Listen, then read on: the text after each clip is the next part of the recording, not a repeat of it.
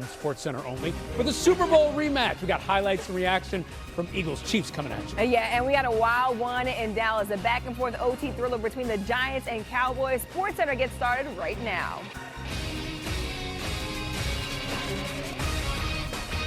Told you I could run. Rehab went well, man. Let's start with that overtime thriller. Giants visiting the Cowboys. Fourth quarter, 33 seconds to go in the game. Russell Wilson looking for a man, throws it deep and finds Malik Neighbors. That's a touchdown. Giants had the lead 37-34, but Dallas would have one more chance. Next drive, Brandon Aubrey gets enough on it for the 64-yard kick. Game tied up at 37. That means we go into overtime. About 2 minutes left in OT. Same score. Wilson looks deep again, but this time picked off by Donovan Wilson. In the right place at the right time. Not happy right there. Dak Prescott scrambling up the middle, using those legs. 14 yards he goes. Cowboys decide to bring out Aubrey for a potential game-winning field goal. Next play, Aubrey kicks it, drills it. The field goal from 46 yards. Jerry Jones, he's happy. Cowboys, they win it 40-37.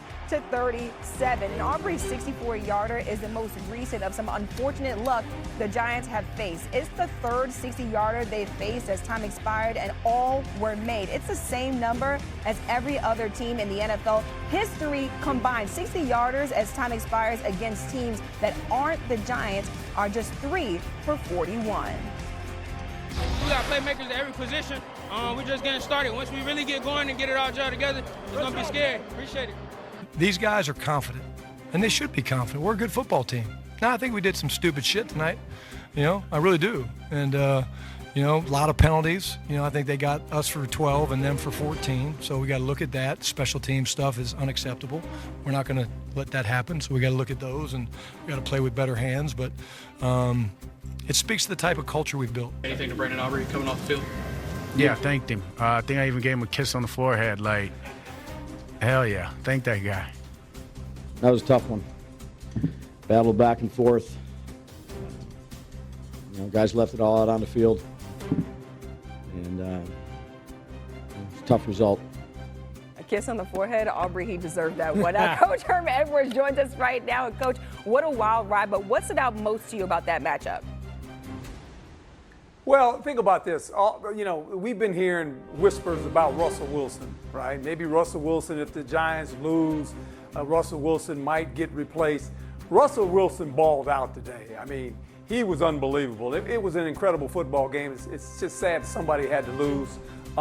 Both these teams, I thought, did an excellent job offensively. Now, defensively, that's where the problem lies for both these teams. They couldn't stop anybody. It was whoever had the ball last was going to win, and the Dallas Cowboys won a game that they needed to win at home, but it was a fabulous game to watch on television.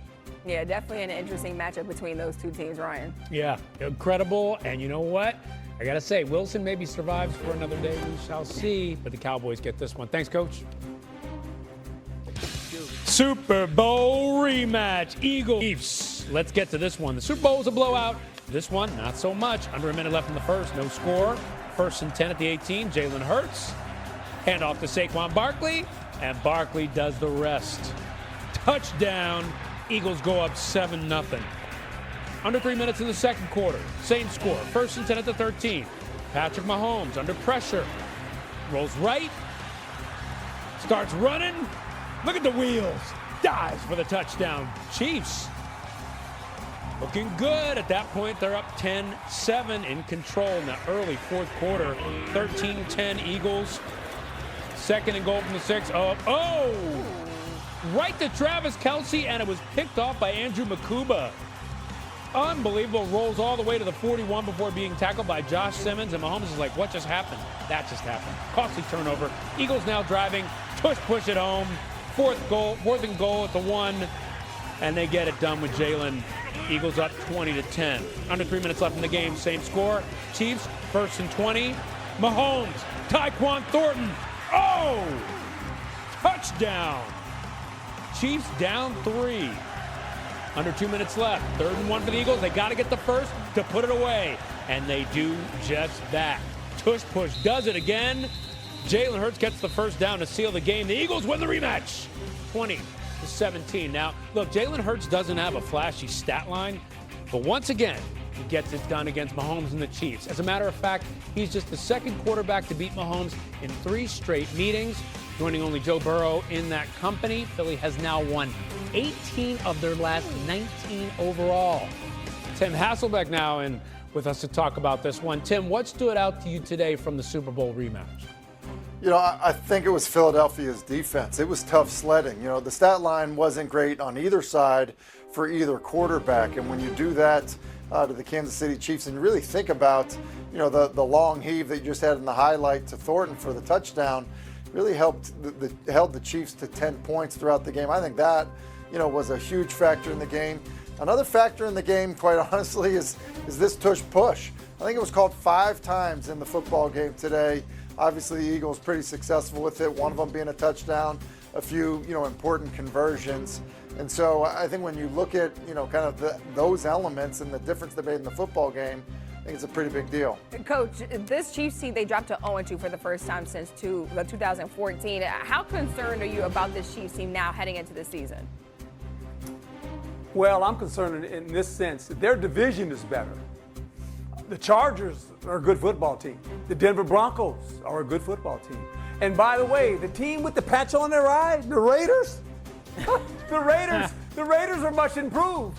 So all of a sudden, this is not a division where the Chiefs can just kind of, you know, just run away with it. It's going to be very competitive. And now you think about the Chiefs, they haven't won a game in quite some time. They have lost 3 in a row when you go back to the Super Bowl. So they've got to get it together. I think they're still a good football team. But this division now all of a sudden becomes very interesting. Yeah, not often you see the Chiefs starting 0-2. All right, guys, thanks so much. By the way, new on SportsCenter, Andy Reid is at the podium talking about the rematch. All right, as far as the injuries go, Mike Dana tweaked his left quad, and Fulton tweaked his ankle there. We'll just see how that is going forward. I'll take full responsibility for that game. Probably say too aggressive on that, and that's my responsibility. Let my guys play their tail off and played hard and aggressive football, and they stuck together throughout the game, and they'll pay for us down the road when as we continue to grow. I thought the fans were unbelievable. They were great. Everybody stayed and kept us going. There were some good things within all of it. I thought defensively we played really solid football. We had short fields at times, and the guys took care of business there. Obviously, on the offensive side, we can't have the turnover. Again, I've got to dial up something different than that, but I thought Thornton played all the way through everything. It was great to see him get a big catch there, pat on the long throw.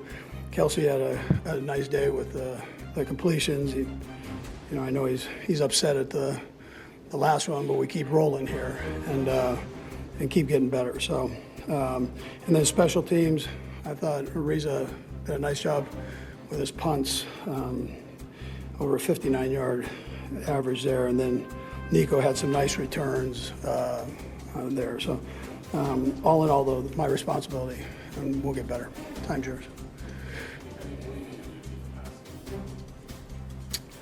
Yeah, well, the obvious answer, D, would be that we complete it, but I've got to put the guys in the right position to get that done.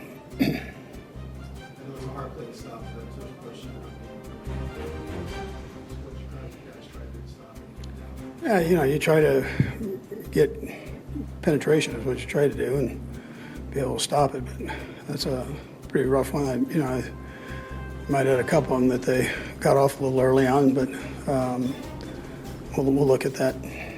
Eagles top the Chiefs in their rematch. Here's Patrick Mahomes. Take a listen. It's new on SportsCenter. All right, guys, let's fire away. Patrick, to start the season, just what's the feeling in the locker room after that game and how you're going to try to perform? Yeah, I think just after the first 2 weeks, you let games slip away. That we played two good football teams and made mistakes in big moments, stuff that we're not used to doing. But I think we're coming together as a team, man. I mean, when you deal with adversity, it's about how you deal with it and obviously this isn't how we wanted to start, but how are we going to respond? So I'm excited for the next few weeks to see who wants to be challenged and how we can get back and really get after it. I mean, there's times, I think there's little things here and there. I mean, getting a ball batted, big play, missing some deep shots, things here and there that we didn't do at a high enough level. Even like the first throw, overthrowing Noah on that cover 2 look, I mean, seeing it right, just not making the throw. And so in this league, you got to make those throws, and I'll be better as the season goes on. How do you take me through the throw to Travis at the goal line? What were you seeing? What do you think went wrong on the play? Yeah, I mean, we got the defense that we wanted. You know, we expect them to play that 0-0 with the whole player, with the safety. I think I threw it just a tad too early, you know, just trying to put it on his body low before that whole player got there. And I think if I can put it more on his body and not so far out in front of him, then he can catch it, take the hit, and get in the end zone. If you want to throw that a little bit low at the goal line, that would get it just like that across the end zone, right? Yeah, you want to put it low, but more on his body. You know, whenever you're in those tight quarters like that, you want to give it to him, especially a bigger guy, more on his body where he can catch it, brace for that contact. We knew the whole player would be looking for him. I mean, that's our one of our big targets down there in the red zone. And so he was breaking to kind of make a hit, and it was just unfortunate. The ball bounced up in the air and went right to him.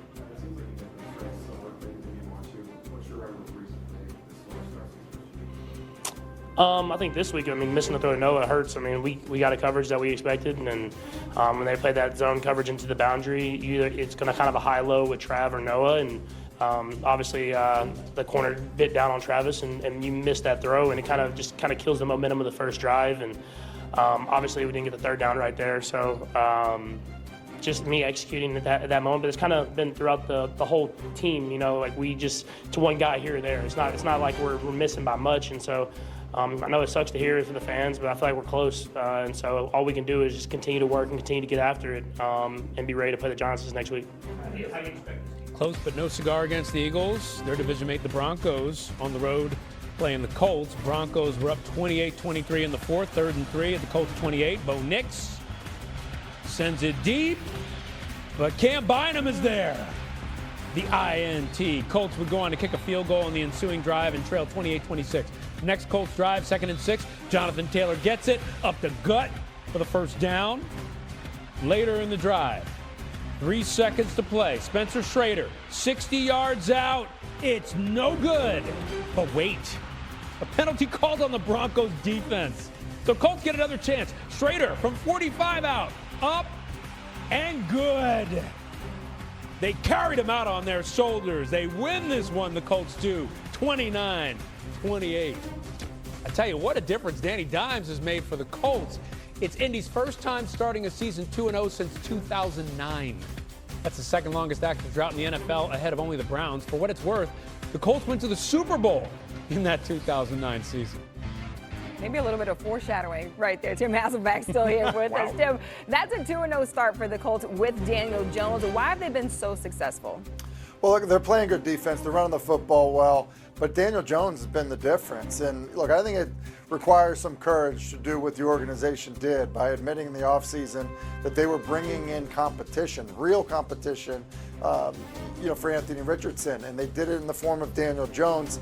He goes for over 300 yards in the game today. He's not had a ton of 300-yard passing games in his career, but he definitely has a good feel. They've got good, personnel around him. Ty Warren, the rookie out of Penn State, has been good in the passing game. Alec Pierce has been good down the field. Josh Downs is good working intermediate routes. And so I think when you combine that with a guy that's been seasoned a little bit and a good run game, what you see in the Colts offense has been pretty impressive through 2 weeks. Yeah, he's had moments of greatness before in his career, and he's been showing it so far this season. All right, Tim, thank you so much. On the other side of this one, Bo Nix taking the L. He's at the podium right now. This is new on SportsCenter.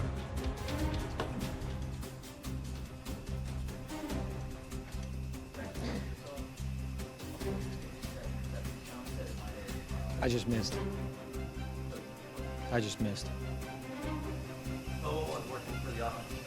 I thought we ran the ball well. Our O-line did really good. Came out the game, 3 straight runs, ran it right at them, and I thought our backs ran the ball well. We were able to get first downs on the run game and first downs, and that was really good to see. I think that just opened up a few other things on those longer drives, and when it looked like we were moving down the field, it was really smooth because of the run game. Well, he played well. He was everywhere. Played, with great effort, and I think it goes to show him, just from his practice, man. He practices really hard. He shows up every day. He gets his timing down. He runs and he shows up and he just practices really hard. So it's good to see him have a day like that. I mean, we've seen that. I've seen that from